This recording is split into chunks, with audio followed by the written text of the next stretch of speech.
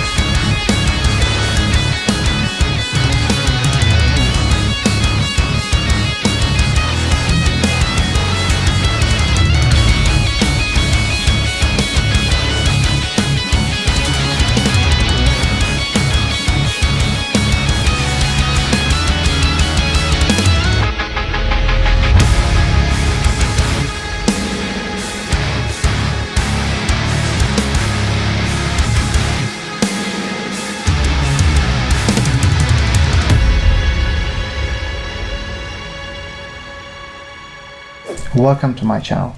Today we are going to review EART GW2 Headless, and to spice things up I'm going to compare it with my Sternberg, Bowden and X-Plini neck through. The comparison will be later in this video.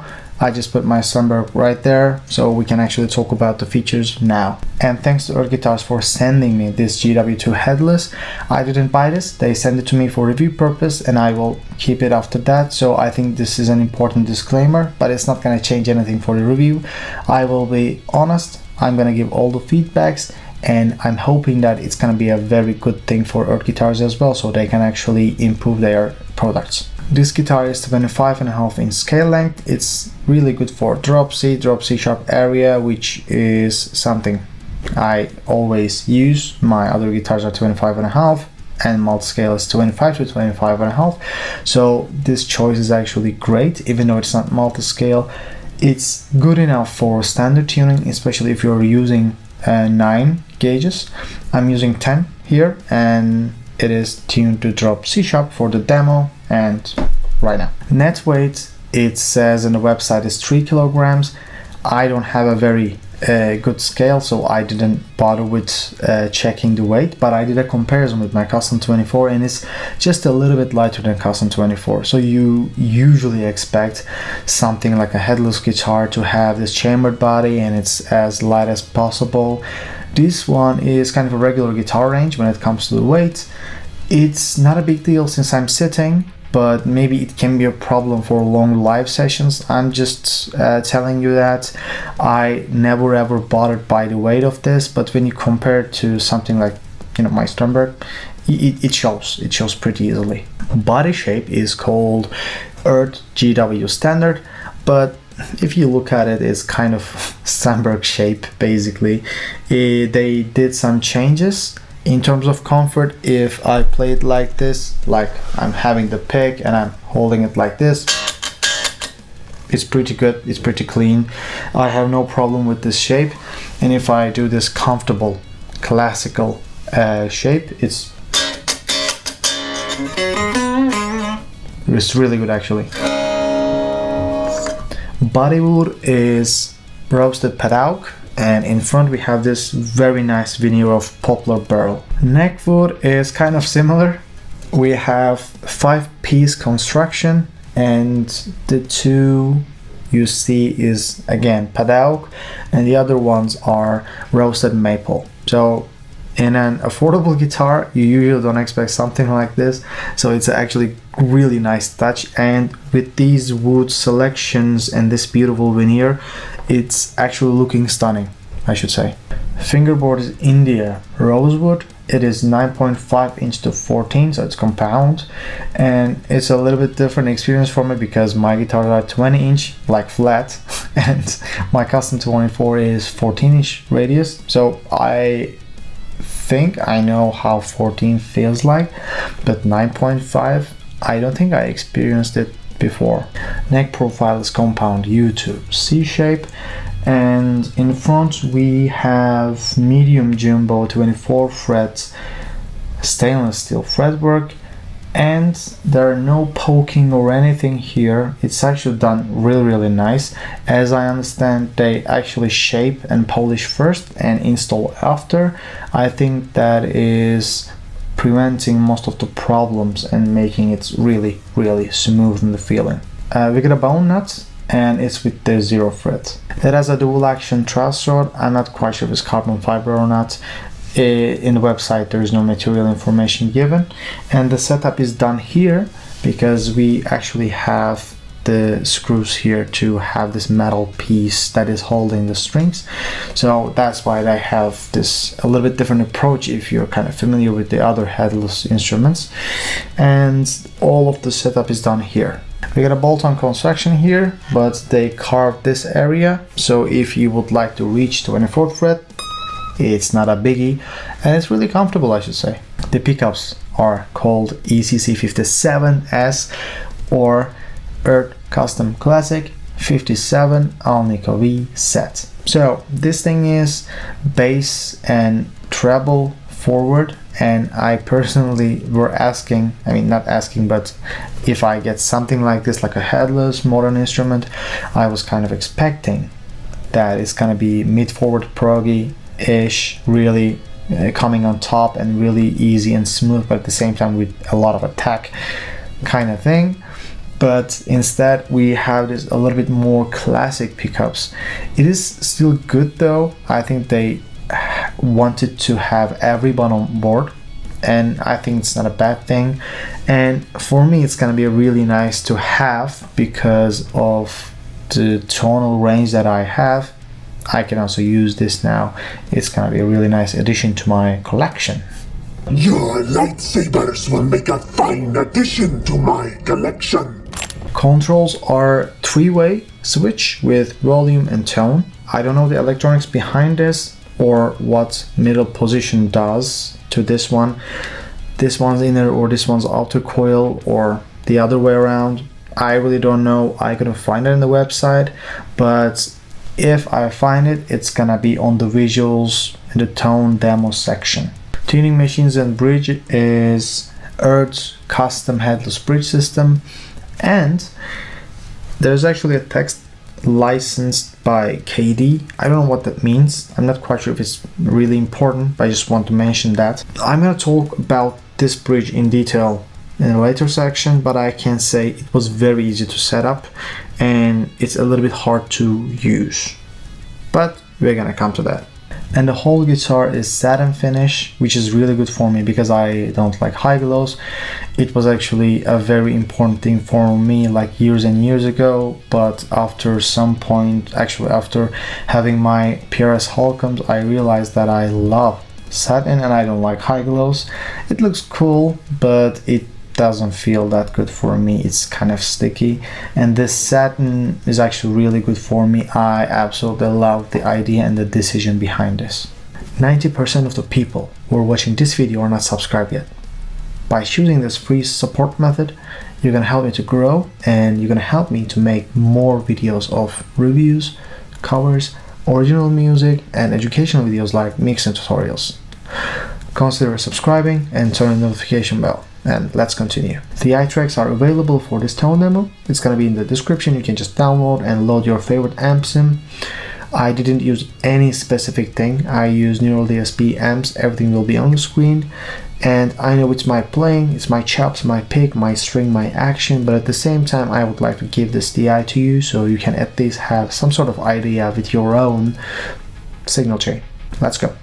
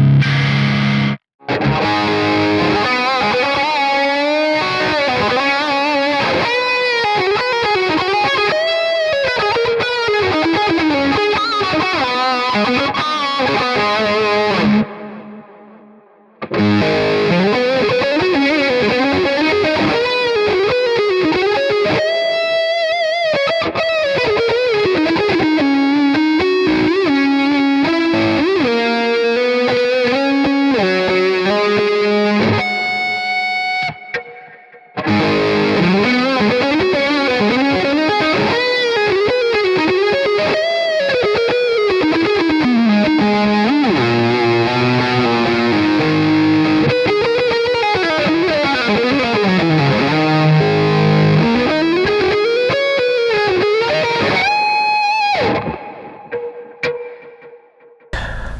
I'm going to talk about what I'm thinking about this guitar and its features. So, the first thing first, it is heavy. It is as heavy as a Strat. To show and compare that, I am just going to bring my Ibanez AZES40. This guitar is the one that I won in the band solo contest, and it's a great guitar. And I think it's almost the same weight as this one. So if I hold it like this, I mean, it's not a scientific comparison. I know. And in the website for this one it says 3 kilograms, so I'm okay with that. I think it's kind of correct.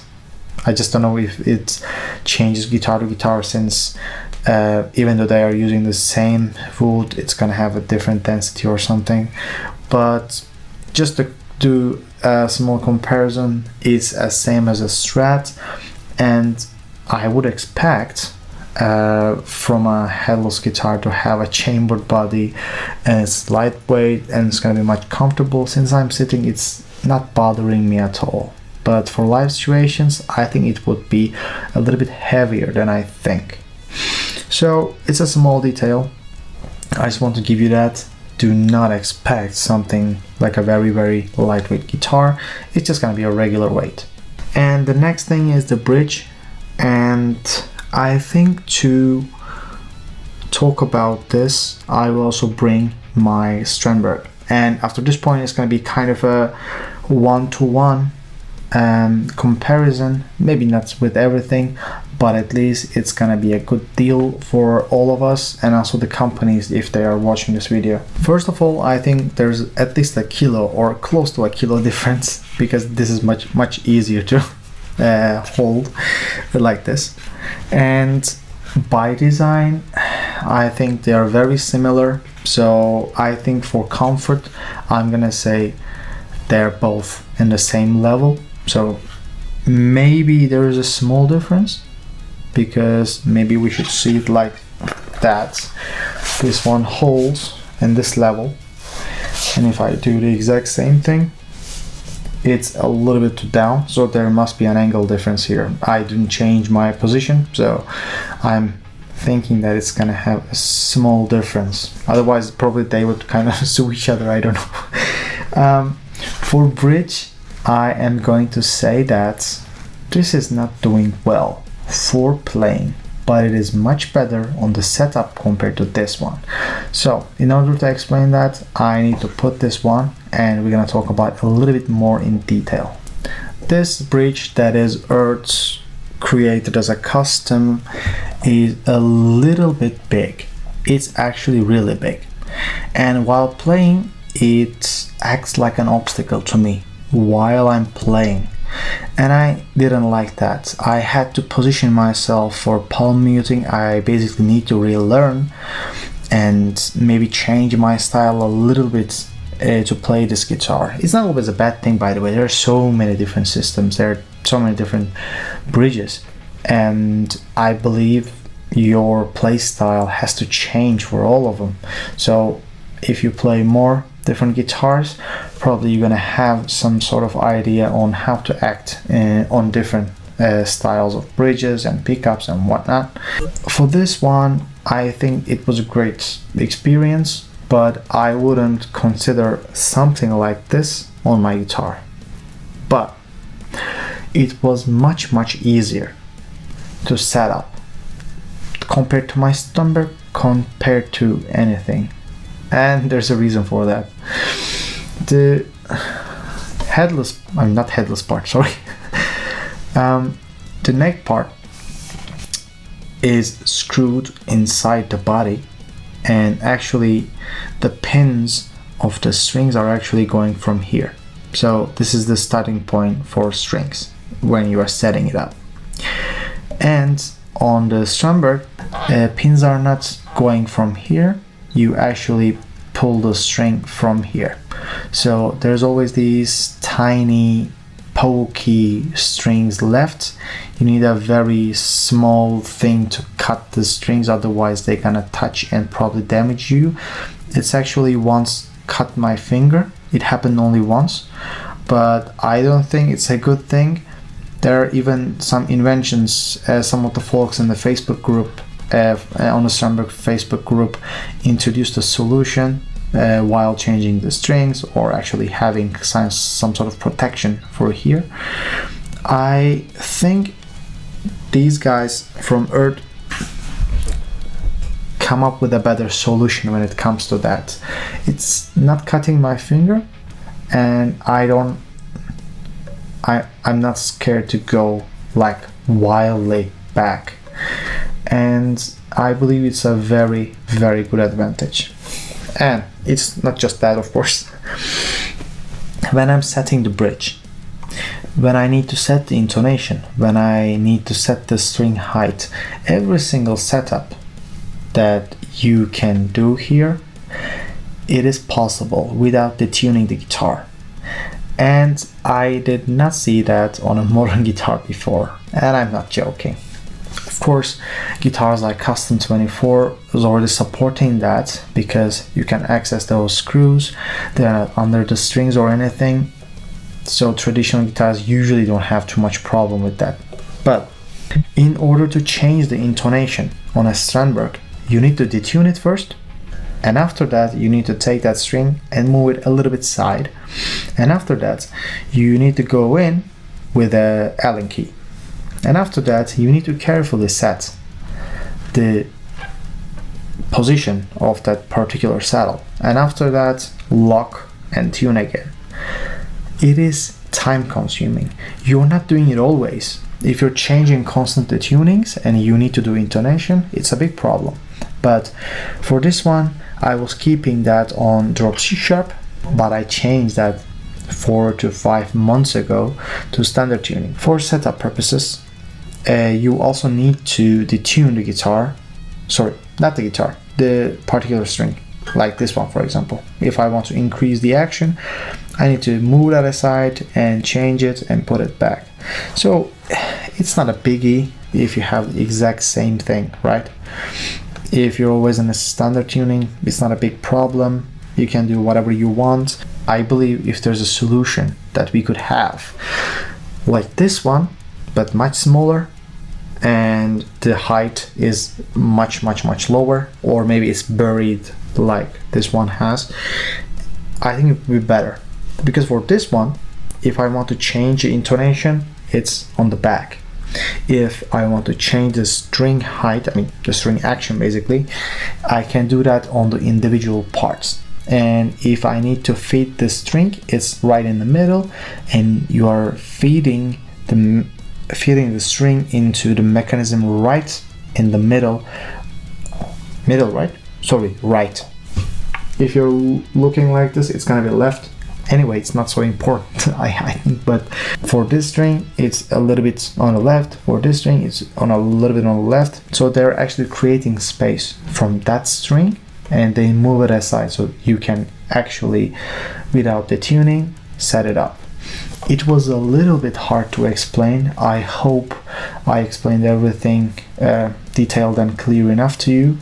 What I want to say in summary for the bridge and the whole setting up thing, it is really easy to set this thing up. It is really easy to change the strings, and I'm impressed with the technical capacity of the bridge, and for some reason it holds the tune really well. And especially G string, which is, everyone has a problem with the G string on a guitar. You cannot tune it, you cannot keep that in tune so long and so well.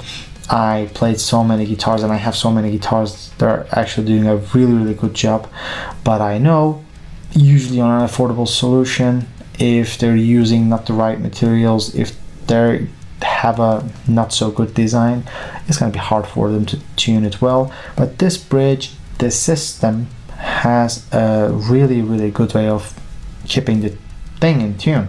So it's a big advantage. Neck, I cannot compare that. This one is really comfortable, but this one is endure neck, and it's kind of special thing. I'm really comfortable with this. I'm really happy with this, but I cannot say this is beefy or this is not, because the shape is completely different. It has this guide from going up to down, and if you follow this and if you position your thumb to that, it's gonna give you a very comfortable and easy to play moment, so you can hold the guitar much better and you don't have to put too much pressure with your thumb and so on, which is already unhealthy thing, by the way. And again, for this one, the neck is pretty comfortable, so I never had a problem. I would recommend this guitar for people who have this kind of budget and asking for a modern headless solution. Aesthetically, it's really pleasing, and the build quality is actually really amazing. I would maybe change the bridge, change the pickups, and I actually cannot think of anything else, and of course maybe with a chambered body just for the lightweight purposes, but of course everything has to be done within a certain budget, so that is kind of an option if you would like to go any further than that. So that being said, I am pleased with this instrument. If you're interested in hearing more, don't forget to subscribe and turn on the notification bell and check the videos here. I'm Yasin, thanks for watching, and I hope to see you on the next video.